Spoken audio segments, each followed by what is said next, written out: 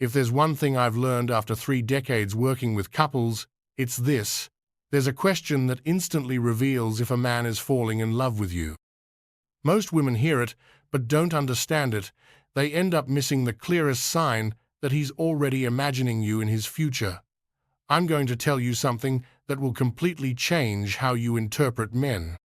When a man falls in love, his brain undergoes a real neurological transformation. He stops thinking only about the present and begins what I call future emotional projection. This shows up in very specific questions. Today, I'm going to reveal 3 questions that no man asks by chance. If he's asking you these, it means something deep is happening in his emotional world. Let me explain something I've observed thousands of times in my practice. There's a real neurological difference between a man who is physically interested and one who is developing deep emotional bonds. Neuroscience has shown us that when a man feels only physical attraction, mainly the areas of the brain related to immediate reward and pleasure, are activated. His prefrontal cortex, the part responsible for long-term thinking, remains relatively inactive. In this context, when it's just attraction, his brain operates in present mode.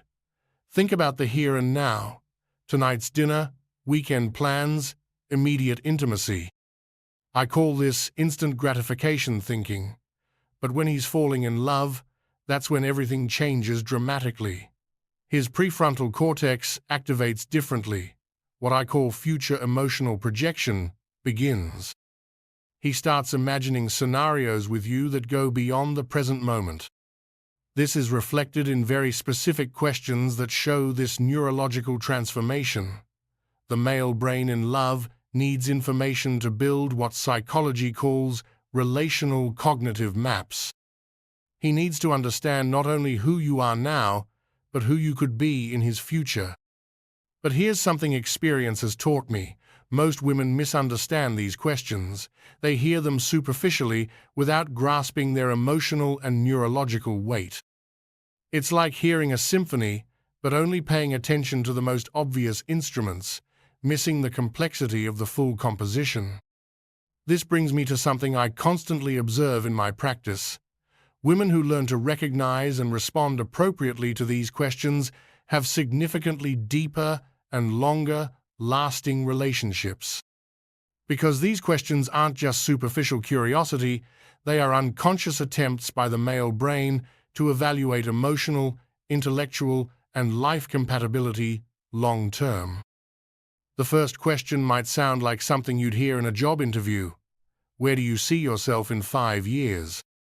Here lies the first mistake most women make. They think it's a casual question, something he asks anyone, or just fill a conversation for an awkward silence. Let me be brutally honest.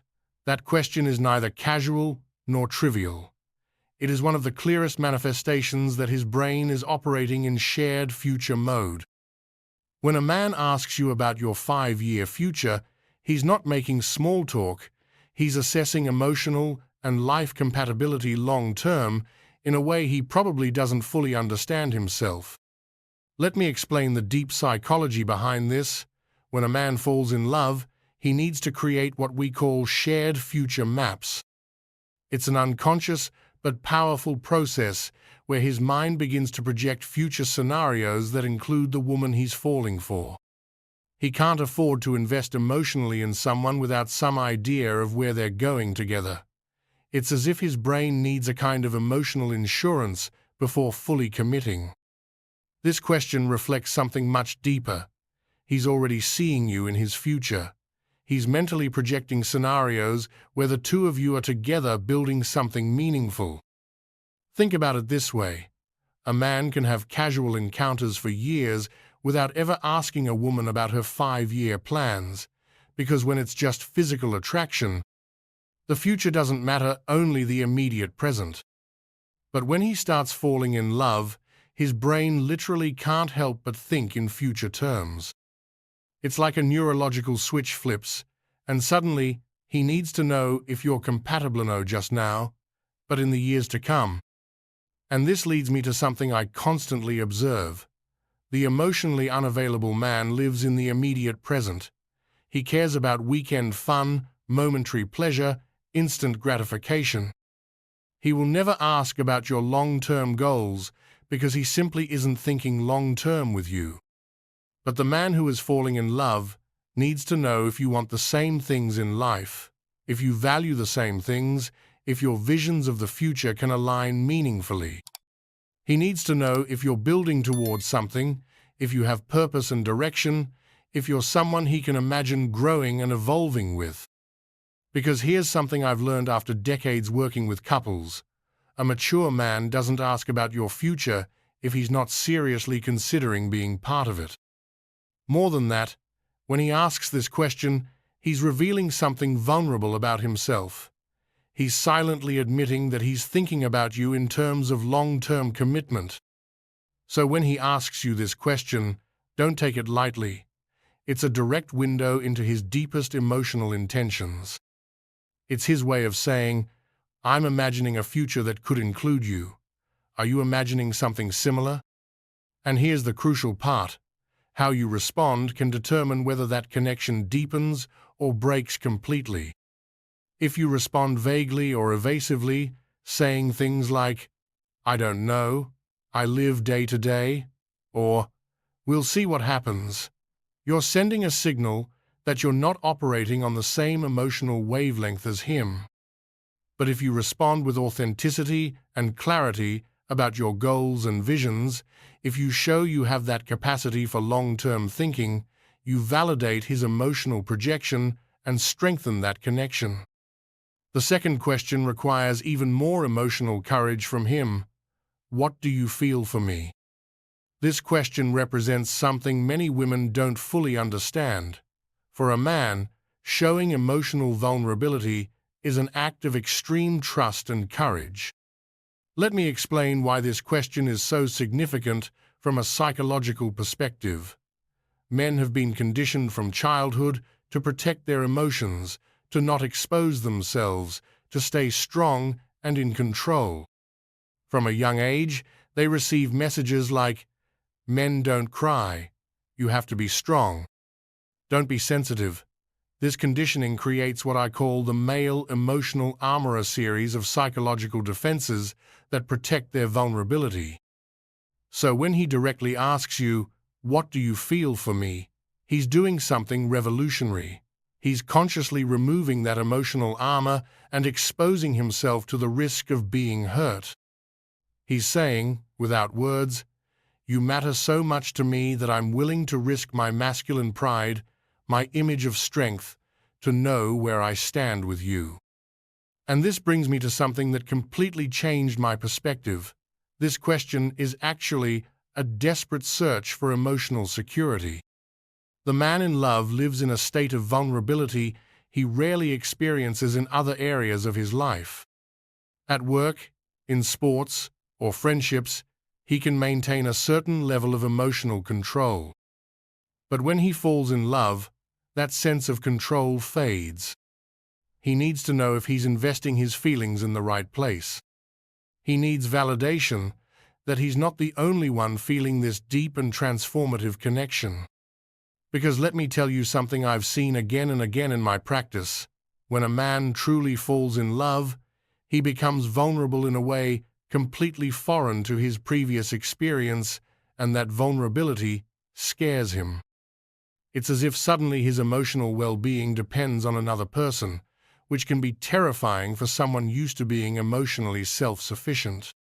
So this question is his way of creating a space of mutual trust, saying, if you feel something deep too, we can keep building this together, but I need to know to keep opening myself emotionally. It's important to understand that when a man asks this question, he's at a moment of maximum emotional vulnerability.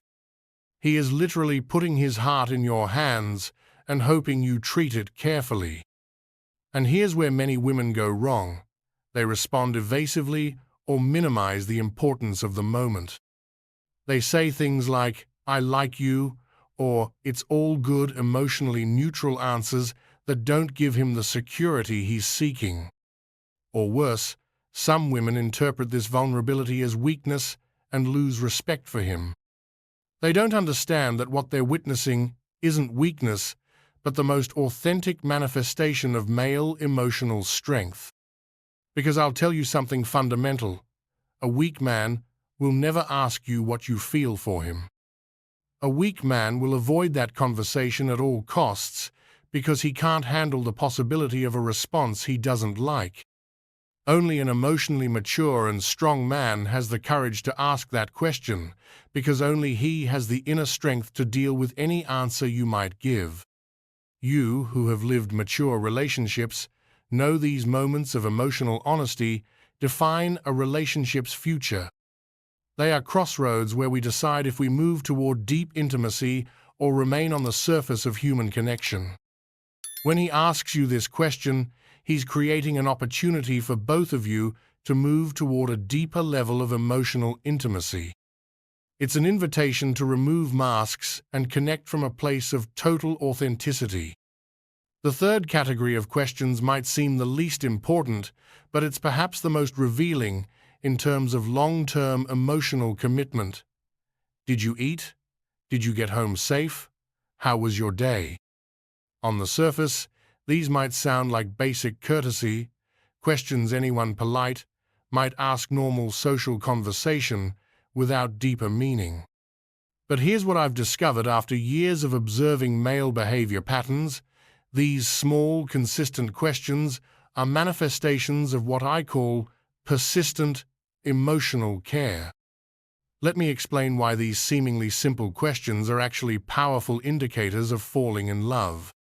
When a man asks you these questions consistently, he's revealing he thinks about you when you're not together. Your physical and emotional well-being occupies space in his mind during the day. And this is especially significant because, neurologically speaking, men tend to be more compartmentalized than women. They can separate different areas of their life more efficiently: work, family, relationships, sports, each in its own mental drawer. This compartmentalization allows them to focus all their attention on a specific task without being distracted by thoughts from other areas. So when he consistently steps out of his mental compartment to ask you about your day, your food, your safety, he's showing that you've transcended those compartments. You occupy a permanent place in his awareness. It's as if you've created your own space in his mind that's always active and present, regardless of what else he's doing in other areas of his life. Think about it this way.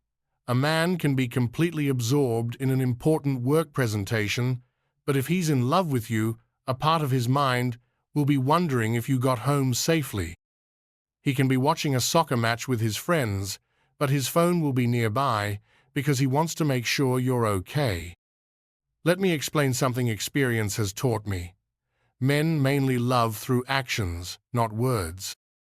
While women tend to express love verbally, men express it through protective and caring behaviors. And these small, consistent questions are actions of love in development. They're his way of taking care of you even when he can't be physically present. They are like emotional anchors that keep him connected to you throughout the day. They're his way of being present in your life even when you're physically separated by work, distance, or responsibilities. When he asks if you've eaten, he's not asking just out of courtesy. He's expressing his need to know you're taking care of yourself, nourishing your body, that you're okay. When he asks if you got home safely, he's revealing that your safety is a constant concern for him. He can't fully relax until he knows you're safe. When he asks how your day was, he's seeking to connect with you emotionally, to understand your inner world, to be part of your daily experiences, even when he doesn't share them physically. I've seen incredible women lose deep connections because they minimize the importance of these small manifestations of care, interpreting them as something superficial, routine, or emotionally meaningless. When in reality, they were clear signs of a heart gradually giving itself. Some women even get annoyed by these constant questions, interpreting them as control or possessiveness, when in fact they are expressions of love in development. The difference lies in tone and consistency. A controlling man asks these questions from a place of insecurity and need for control. A man in love asks them from a place of genuine care and emotional connection. There is a bonus question that, when it appears, is practically a wordless declaration of love. Do you want to meet my family? This invitation represents something that transcends everything before it. It's total integration into his emotional and social world. For most men, family represents their most intimate emotional core. It's where he is most vulnerable, most authentic, most himself. It's where he sheds all social and professional masks. When he invites you to that sacred space, he is making several simultaneous declarations that go far beyond a simple social meeting. First, he's saying he has full trust in you. He trusts that you will treat his family with respect and affection, that you won't judge him for his family dynamics or background. Second, he's declaring that he sees you as someone permanent in his life. He doesn't introduce to his family someone he considers temporary or casual. Family is for the people who are going to stay. Third, he's ready for the most important people in his life to meet you and potentially accept you as part of his inner circle. And this brings me to something I constantly observe in my practice. A man can have casual relationships for year 7, regular sexual relationships without you ever meeting anyone from his inner circle. But when he falls in love, he wants to integrate worlds. He wants his life to have emotional coherence, and that coherence includes the people he loves knowing each other. It's as if he needs to create an emotional ecosystem where all his important relationships can coexist harmoniously. There's also an element of validation in this invitation. He wants his family to meet you because unconsciously he seeks their approval of his choice. He wants the opinions of those he values most to confirm that he's chosen well. After all we've explored, I want to leave you with a fundamental reflection that could completely change how you interpret male relationships. Not every man who compliments you, spends time with you, or even is physically affectionate, is falling in love. Many men can be charming, attentive, and affectionate without that meaning deep, emotional commitment. But a man who asks you these questions especially, repeatedly, and consistently, consciously or unconsciously, building emotional bridges toward a future with you. He's revealing that his brain has changed the way it processes you. You're no longer just an attractive or interesting woman. You've become someone with whom his unconscious mind is building a future. And here's the crucial part. How you respond to these questions can strengthen those emotional bridges or burn them completely. Let me be brutally honest with you. I've seen too many intelligent, beautiful, and valuable women lose genuine connections because they didn't recognize these crucial moments. Because they responded from fear, distrust, or simply a lack of understanding of what was really happening. I fully understand that after being hurt in past relationships, it can be tempting to protect yourself by giving evasive answers or staying emotionally distant. It's a natural and understandable defense mechanism. But here's the cruel paradox of mature love. Exactly when you most need to open emotionally is when you're most afraid to do so. These moments of mutual vulnerability are exactly where the deepest and most authentic connections are forged. They're the moments when two people decide if they will build something real together or remain on the surface of human connection. Authenticity, emotional reciprocity, and genuine presence are fundamental in these crucial moments. When he asks you, "Where do you see yourself in 5 years?" don't give him an answer you think he wants to hear. Give him your truth. Share your real dreams, your authentic goals, your genuine fears about the future. Because if he's truly falling in love, he's not falling in love with an edited version of you. He's falling in love with who you really are, with all your complexities, ambitions, and contradictions. When he asks you what you feel for him, don't minimize or exaggerate. If you feel something real, have the courage to name it. If you're not sure yet, have the honesty to say you're in the process of discovering it. Mature men value emotional honesty over the right answers. They'd rather know where you really stand with them, even if that means facing uncertainty, than live in a fantasy built on diplomatic answers. And when he asks those small questions about your well-being, recognize them for what they really are: manifestations of love in development. Respond with genuine gratitude. Let him know you value his care. But more importantly, reciprocate. Ask him how his day was. Show him that he also occupies space in your mind when you're not together. Because let me be brutally honest, if he's asking these questions and you're not willing to respond with the same emotional honesty, if you're not ready to reciprocate that vulnerability, you're missing an opportunity to build something real and lasting. And this is especially important for mature women because you no longer have time or energy for superficial emotional games. You've lived long enough to know the difference between fleeting attraction and genuine love. You deserve and can recognize authentic love when it appears in your life. But you also have the responsibility to respond to that love with the same authenticity and courage he's showing by asking these questions. And these questions are the signs that authentic love is knocking on your door. It doesn't arrive with background music or dramatic declarations like in the movies. It comes in quiet moments, sincere questions, genuine curiosity about your inner world.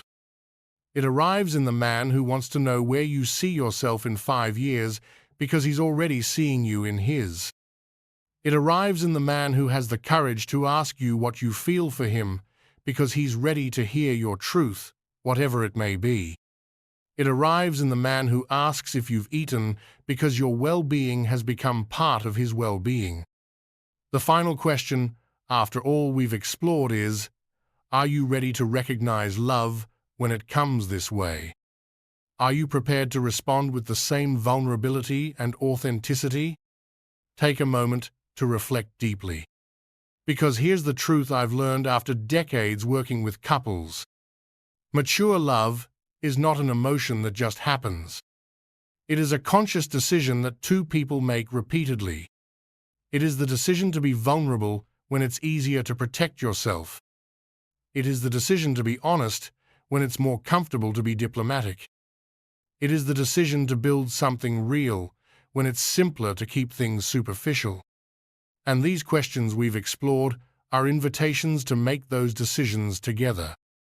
When he asks you about your future, he's inviting you to decide if you want to build toward the same direction. When he asks you what you feel for him, he's inviting you to decide if you will be vulnerable together. When he asks you about your day, he's inviting you to decide if you will take care of each other. Mature love doesn't arrive with fanfare or dramatic declarations. It arrives in sincere questions, genuine curiosity about your inner world, and a deep desire to build something real with you. And now that you know how to recognize these signs, I hope you have the emotional wisdom to value them when they appear in your life. I hope you have the courage to respond from your deepest authenticity. And I hope you have the confidence to believe you deserve a love that comes in this quiet, genuine, and consistent way, because that's exactly what you deserve.